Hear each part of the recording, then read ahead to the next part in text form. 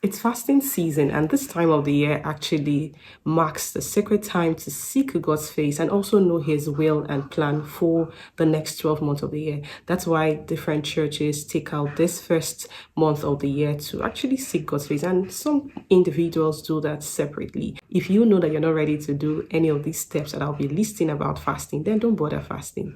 I'm going to be talking about the importance of fasting and why you should fast this season.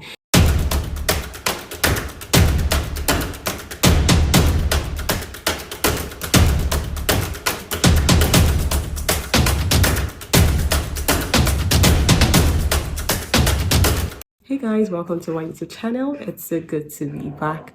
Thank you so much for coming back to see my videos. Do not forget to like, to subscribe, and turn on notifications for new videos. My name is Neme, and here I talk about everything God, and I encourage you in your work with God. So this is a faith-based channel. So if you want to work and grow your work with God, then always come back to my channel to see new videos. Now let's dive into the world of fasting. Fasting isn't just about skipping meals. It's about strengthening your walk with God. You're able to put your body under when you skip meals, when you intentionally say, I want to actually hear the voice of God. When you fast, you're able to confront the desires of the flesh and tell your body, you know what, you have to be on there, because my spiritual antenna has to be clear to know what God is saying about the year. So basically, we fast because we want to hear God properly, because we want to position ourselves to receive the will of God, to know what God's will is for our lives. And most times, it is very important that we take out maybe the first month of the year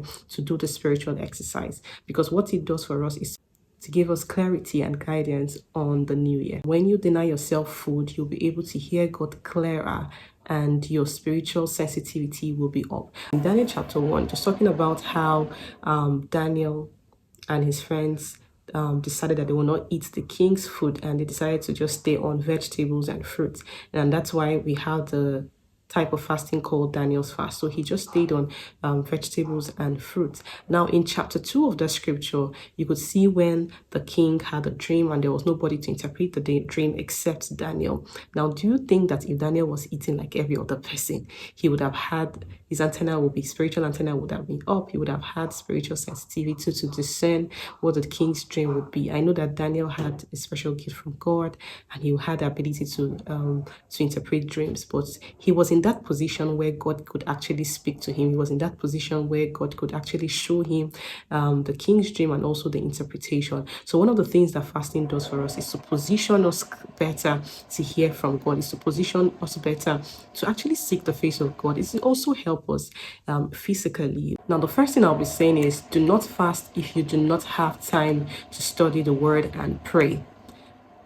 I remember one of this time that I was working in a media house, and I think it was 21 days fast that I also was part of this 21 days fast in my church. And I remember that all through that day, I would not have time to pray because I didn't know all these things. It was difficult for me to pray. So what I was just doing was hunger strike. If you are like a 9 to 5 and you are working and you don't have time to pray, my sister, just go and pray. Just break, God will understand that you don't have time for him. Just kidding. But what I'm trying to say is that do not fast if you will not spend time praying and studying the word. Now, let me give you a brief tip for those that are in the corporate world and operating a 9 to 5. You could start your day before you go to work by praying. If you're like me that attends a church that gives like a prayer point, you can pray out those scriptures and meditate on you can pray out the prayer points given and meditate on the scriptures that we're given. And then maybe midday you can also pick messages and listen to. Now, I would advise that this season there are a lot of churches that are on with their word conferences. You could pick one that you're comfortable listening to and listen to messages, or you could just pick your pastor's messages from the previous Sunday and just play and listen to. That way you're staying connected. You're also praying under your breath while working. So this is the way that you can engage in this spiritual exercise instead of just going on hunger strike and saying that you're fasting and prayer. Then maybe before you break, you can then pray again. Or if you are fasting with your church, you can just take out time and go to church or join online, whatever works for you, and then join and break your fast. But do not Do not just say you're fasting without spending time to study the word. And I also believe that that morning devotion you are doing every morning is not enough. For this fasting season, that morning devotion you are doing is not enough. You need more time in the word. So you want to also take out time to study the word. Find out scriptures that maybe you have written for the year or God has given you for the year and meditate on them. And then take your prayer points, your goals, your plans, everything that you've written, and turn them into prayer points, and then spend time praying. All right, so that's the first thing I would say. If you are not going to pray and fast, if you're not going to pray and study the word, then do not fast. Number two, don't fast if you do not know why you are fasting. Now, I know that a lot of churches are engaging in this spiritual exercise, but do not just join your church to fast if you don't really understand why you should fast.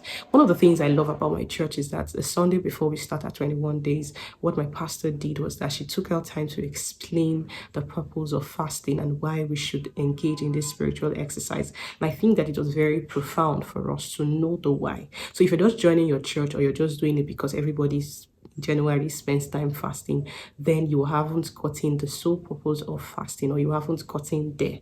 So you want to take out time to know, ask yourself, why should I engage in this fast this year? Why should I join my church to actually fast this year? Are there things that I need to know? Are there things that I need to know before I fast? You should know the purpose why you are doing it, because once you understand the purpose, it becomes very effective and you will not struggle to actually fast. So know the reason why you're fasting. Don't just fast because your church is fasting. Number three is, if you think your prayers will be answered faster and quicker, don't fast. Now, a lot of people think that when they fast, because the scripture that says that this goeth not out without praying and fasting, so they believe that you fast so that your prayers will be answered faster, or God will hear you and God will say, this person has been fasting for 21 days. Let me answer her prayer. God is not actually moved by our fasting. Let me say that again. God is not actually moved by our fasting. Because we skipped meals, it will not make God act faster, or it will not make the answer come faster. What fasting does is that it prepares us to position ourselves to receive all that God has for us. Let's say you've been praying for admission, to get an admission to a school, and you've just been praying casually and it's not been coming, and you then take out and then you first spend time fasting and praying concerning that issue. Now, one of the things that God will do for you is to open up your eyes to see opportunities, will speak to you on what to do. He's not going to make him give you the admission immediately because you are fasting. He might show you opportunities. He might show you one person that you need to go to. He might show you strategies that you need to take. Maybe there's something that you've not been doing well, and when you spend time praying, he's able to speak to you. He's able to tell you, do this, do this, do this, for this admission to come. He's able to just open up doors for you. He's able to just make things, give you direction on what to do. So what fasting does is that it helps us stay spiritually alert to hear from God. It helps us, it positions us. So that thing you're believing God for, when you now fast and spend time praying, it opens you up to receiving from God. No flesh is preventing you. No desire, none of your desires is actually preventing you. Sometimes the reason why we haven't gotten our prayers answered is because of the desires of our heart, which is not aligning to God's desire. So what fasting does is that it aligns our desires to God's desires. It aligns our will to God's will. If you're fasting because you want God to answer your prayer faster,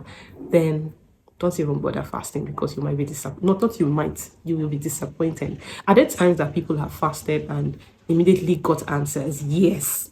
100% yes, but it's not their fasting that got them that answer. They mixed their fasting with the word, they mixed their fasting with faith, they also spend time praying. So you want to do all of these things to get your answers. If you're fasting because you want to prove a point to somebody, or it's because of some sort of competition so that you can boast to people, oh, I fasted 21 days, 6 to 6, or I went on 3 days dry fasting, then my darling, do not engage in that exercise. Don't fast. If you're trying to prove a point to somebody that you can fast, or that you've done dry fasting for 3 days, then don't even bother fasting. Fasting and prayer is not about proving a point to anybody. You're not trying to prove a point to somebody. You're trying to work on yourself. You're trying to put your flesh under. So don't fast because every other person is fasting. Don't fast because you want to prove a point to somebody. That is not the reason why you should fast. Now, this will take me to my next point, which is, if you know that you have a grudge against somebody, you are keeping malice, you don't have love, you are unforgiving. If you know that there's someone that has hurt you and you have not let go, you know that you've not spoken with somebody for a while, you know that you have bitterness in your heart against somebody, that is what I'm trying to say, then don't bother fasting. You know, the Bible was talking about, when Jesus was talking to his disciples, he was saying that if you're trying to pray, if you're praying, just paraphrasing what he said, you're praying and you remember, you're trying to bring your offering or something, and you remember that there's somebody that you haven't forgiven, there's somebody that you are keeping malice with. Now, this is my own translation. Drop that offering at the altar and go back and settle your scores with that person. Now, this is me saying that if you know that there's someone that you have not spoken to in a while, you're keeping malice with somebody, don't even bother fasting. Because one of the reasons why our prayers are not answered is unforgiveness. We have things that are brooding in our hearts that we need to let go. So before you continue this fasting that you're doing now, think about the people that have hurt you and you've not let go. Think about the things that have broken your heart, the people that have broken your heart that you need to forgive, and forgive them. If there are people that you need to reach out to, stop that prayer you're doing, or end today's fast and go and settle your scores with them. Or if, let's say, you're fasting 6 to 6 and all through the day you're thinking about food, my brother, my sister, just break your fast. Because you can't say that you're taking out time to seek the face of the Lord, to know his will for the year, and you are thinking about food. Except, okay, there are exceptions to the rule, except you're like married and you have to think about what the children will eat, what you guys will break with. But every time you're looking at the time, let's 12 o'clock reach, let's 1 o'clock reach. What's the time? Okay, I have 3 more hours. Okay, I have 4 more hours. Okay, I have 5 more hours. I can't wait for the time to reach. Then you know what? Don't just bother. Just break your fast and just eat, because you're just thinking about food. You're not spending time with God. You're not spending time meditating on the word. You are just thinking about food. Then there's no point of you fasting. Before I end this video, I want to also say that if you're in that position or in that place where fasting is new to you, I also don't believe in people always, like I said, it's not a competition. I would, as much as I believe that we should stretch ourselves, especially when it comes to spiritual matters, I also believe that it's also important that we take it one step at a time. If you're a baby Christian, or if you're someone that is developing your work with God and you said fast 6 to 6, and you know that you cannot do 6 to 6, instead of just being discouraged and saying, you know what, I can't even do this fasting. Maybe you tried it the first day and at maybe 10 o'clock you ate and you're discouraged. What you need to do is to take it easy. Take it one step at a time. You can start with 6 to 12 and then go from 6 to 12 to 6 to 3 and then 6 to 4 and then 6 to 6. Don't get too entangled. Don't get too carried away with the fact that it must be 6 to 6. All right, like I said, you're not in competition with anybody. It is between you and God. One of the things that we should do this season is to stay connected to God. God is going to be speaking to us this season. God is going to be speaking to us the period of this fast. What he wants to do is to stay connected to him, to hear his voice. So fasting and prayer is about you setting out time to seek the face of the Lord, to know what his will is for the new year. If you are engaging in this spiritual exercise, make sure that during the day you are edifying your spirit, man. You are spending time to pray. Like I said, your devotion time is not enough time to pray if you are fasting. So take out time to pray, take out time to meditate on the word, take out time to pray in the Holy Ghost this season. So I pray that God gives us strength to continue this till the end. All right, watch out for my next video. Thank you so much for watching this particular video. Please watch out for my next video that will be coming out pretty soon. Till then, have a beautiful time and